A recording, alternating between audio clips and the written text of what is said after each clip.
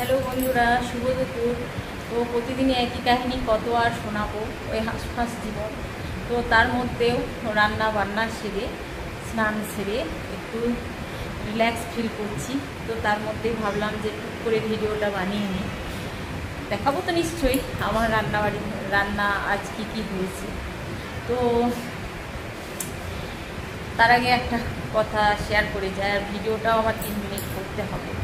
জীবনের শেষ প্রান্তে এসে মানে এইটুকু বুঝলাম যে আমরা মানুষ জাতি, মানুষ প্রাণী, আমাদের আচার আচরণ স্বভাব আমাদের একটা মানে ভগবান যার মধ্যে যেমন দিয়েছে সে কিন্তু তেমনই আচরণ করবে। সে আপনি যতই চেষ্টা করুন মানে আচরণে পার্থক্যও পাবেন না, তফাৎও খুঁজে পাবেন না, এবং তাদের বিহেভিয়ার চেঞ্জও হবে না।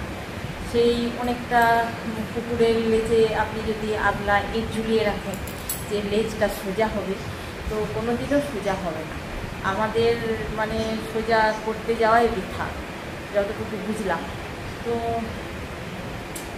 একটু এখন একটু নিজেকে ভালোবাসি, নিজেকে বড্ড বেশি ভালোবাসি, নিজের ফ্যামিলি ভালোবাসি, নিজের সন্তান, নিজের হাসবেন্ড, যেগুলোর জন্য মানে কি বলবো, শুধু টাইম ওয়েস্ট করে কোনো লাভ নেই।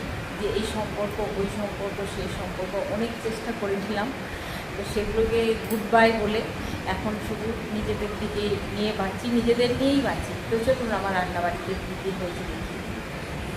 তো হ্যালো বন্ধুরা, অনেকে ভাবতে পারেন প্রতিদিন ব্যস্ততামুখর জীবন।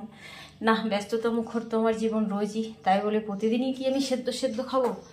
তো এই যে এখনও কুমড়ো সব পড়ে আছে, এটা মিক্সিতে পিসবো।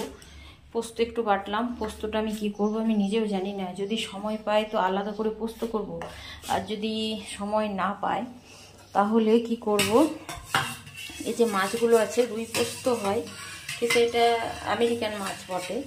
তো আমি ওই মাছ পোস্ততে একসাথে রুই পোস্ত মতো করে ফেলবো।